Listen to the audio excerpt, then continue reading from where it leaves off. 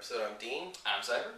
And we have another AEG to go over for you. This week we're going over the JG P90, a gun that's been brought to recent fame thanks to shows and movies like Stargate. Yeah, it's totally recent. Yeah, very recent. Hey, the last series just ended not too long ago, so it's by the time they film this, they'll be gone out of people's minds. Believe me, there's plenty of fans still out there. Yeah, we know. We know a few of them. Just to get over with it, there's the box. Very basic. It's a JG box. No printing. Styrofoam. No manuals. No manuals. I'm not sure why, because it's kind of like, okay, where's the hop-up? Yeah, it's a hard gun to locate the hop-up on it. But here it is. It comes with a 75-round mid-cap. No, there are high-capacity mags available, but they're not really worth it because they're a pain to wind because the winding point is underneath. So you have to take the mag off. But these are cool because the fake shells, which Marui's first design had, are the awesomest design ever. Having the fake shells just looks so much better. Yeah, it gives it more realism to it. This is the tri-rail version, so it has 3 metal rails on it, so you can attach your red dots, your flashlights, lasers, whatever. It does have a charging handle functions, although it doesn't do anything. Yeah, it doesn't have an ejection port that actually slides back or anything fancy like that, so it's a nice design feature, you know. So, battery does go in the buttstock. It will fit a 9.6 that is included by the manufacturer. It's 1,000 milliamp. Comes with a charger as well. It's not bad. We have it with our LiPo battery in it. 7.4, so it equivalents to a 9.6. Cypher, why don't you go ahead and give him a little history on the P90? Originally developed in the 1980s, gun development in the 1980s, where they needed a different kind of weapon for tank crews, a more compact weapon that didn't use something more powerful than pistol cartridges that most SMGs use. So they began developing on the intermediate cartridge SS90 using a polymer core bullet, a very lightweight bullet, and then was later developed in the SS190, which is a bimetal core bullet that could penetrate armor and still had lethality of a pistol, essentially. Very, very compact round that they also intended to use in other projects. The P90's final design you see here was developed in the 1990s, which is probably the most unique design in the firearm world today. It is absolutely ambidextrous from the get-go. Charging handles both sides, selector switch connects both sides, the ejection port is on the bottom because the magazine loads from the top. So absolutely everything in this gun is ambidextrous, which is pretty impressive.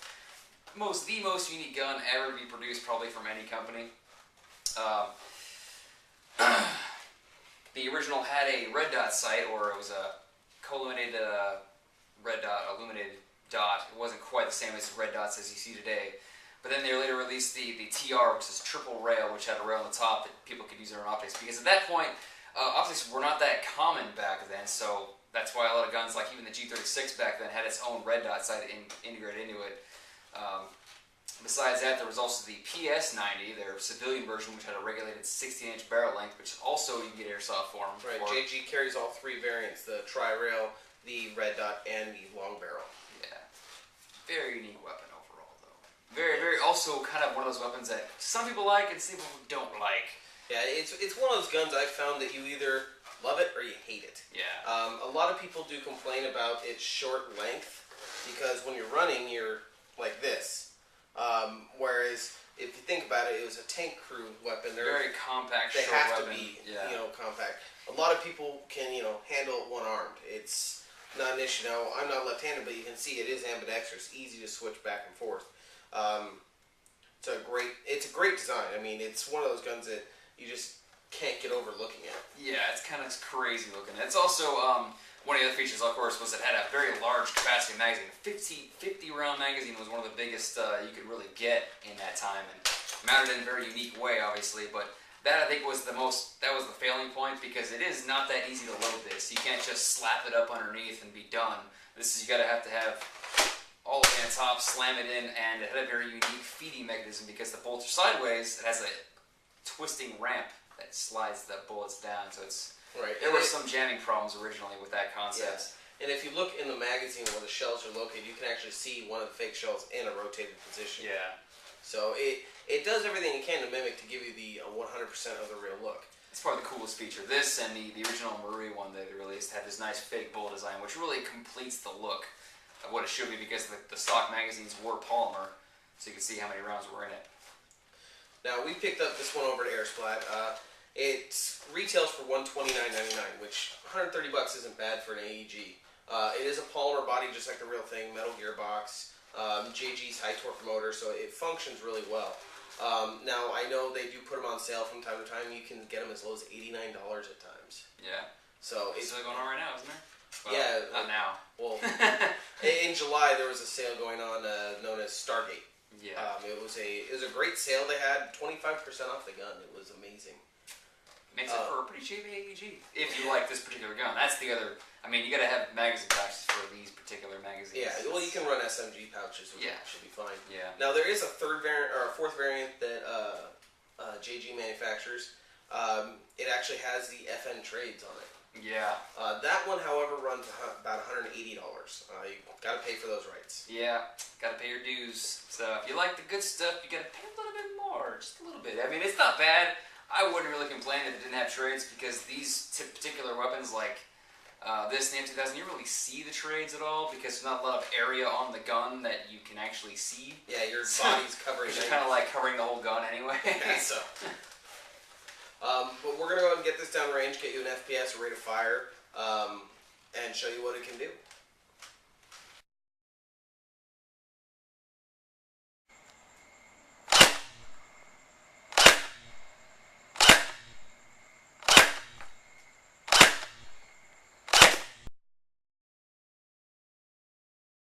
So it had an interesting trip downrange. Yeah. As far as semi-auto, it's functioning about 390 its average, which is pretty nice. Yeah. Ironically enough, yet another CQB gun that can't be used in CQB fields. Yeah. Like, oh crap. Or put it in full auto and just run it for a while. Weaken that spring up. Yeah. Speaking of full auto, though, we did notice the nozzle, when it's going back and forth, it's stopping halfway through. So it's jamming itself up. Usually that doesn't happen when it's half cycled, because when you fire full auto, usually the piston is not cycling completely when you're finished, so you got to fire semi to reset it so the spring isn't tensioned for an extended period of time. So what happened is we looked at the chamber. There's a very white plastic chamber and a white nozzle, and it was stopping halfway into the chamber when it was firing, which we believe is the cause of this issue, because it was firing full auto, but if you stopped and then tried to fire again, it would jam right up.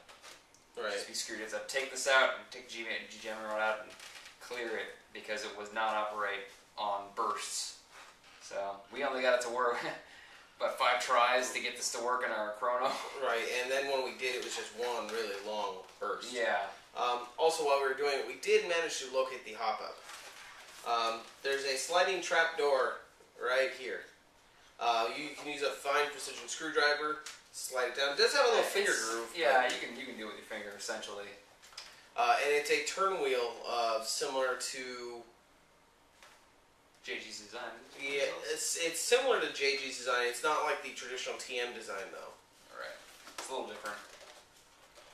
But it is a plastic hop-up chamber, and it is a plastic hop-up dial. But again, most of the gun is plastic. However, the gearbox is full metal. Another interesting thing as far as maintenance on the gun. Let me see. When you put the battery in, it goes in this rear stock area. It's pretty nice. It's got a nice trap door with a button on it. At the base here, it does have a motor adjustment. And a lot of people can't locate it. There's a little square spot with a little silver dot. That's where you put your Allen key in to do your adjustment. Yeah, because this motor's actually lengthwise underneath the gearbox. So that is one interesting feature about maintenance on it. Overall, the gun, between the price, the functionality, the interesting look, I'm going to go ahead and give it an 8 myself. Just because it's worth the purchase price. Especially for the Stargate fanatic that wants to do cosplay. Exactly. But, I mean, you can use it in an op, too, if you purchase enough mags to go with it. Yeah. The mid-cap mags are great. They operate smoothly. You may have to do a little silicone just like the P-mags. I wouldn't recommend the high-caps just because of the having to wind them, and winding on these is not very... Either way, this is a very long magazine, so you can't fit a lot of rounds in the mid-caps, so you don't have anything to worry about mid-caps on this thing.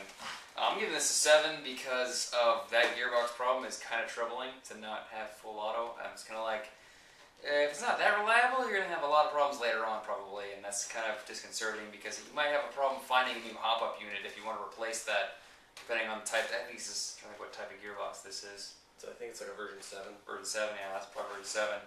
And so limited upgradability in terms of gearbox itself and the nozzle and parts that go associated with. Magazine, I mean, I like the gun itself, but magazines are a pain in the ass because they are not of a standardized size, so finding pouches is nearly impossible. Now they do make a box mag for it.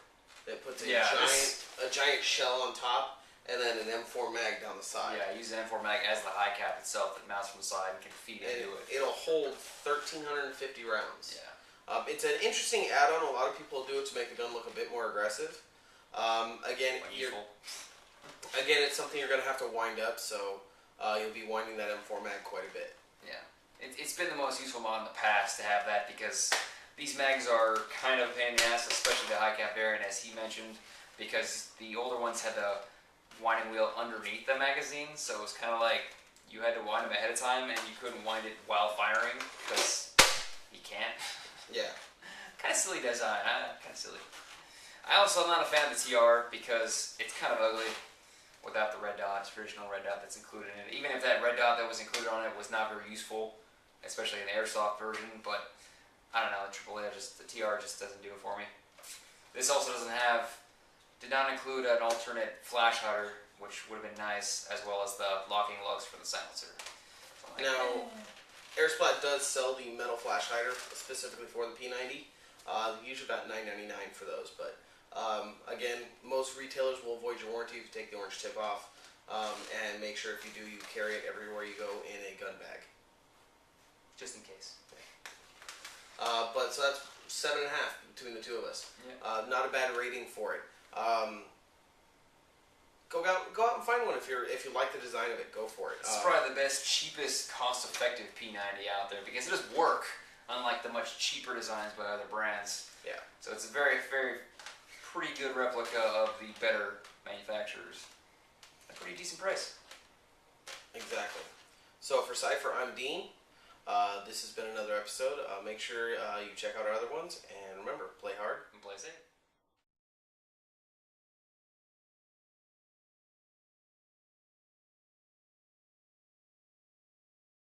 Hope you like the videos. We are the Airsoft Gurus. Remember to go ahead and click subscribe up in that corner. Don't forget to like right there. Yeah, where Cypher's pointing. Remember, right above us right here, you can see more videos from us. Well, a lot of our videos actually show up on the sidebar now. It's pretty nice. Yeah, very nice. Don't forget, you can also find our Facebook page, the Airsoft Gurus, right in the comments below, along with our Twitter and our email address. We do update every video on our Facebook page, so they'll be up to date anytime. Absolutely, you can watch them at any time there. Remember, we are the Airsoft Gurus. Play hard.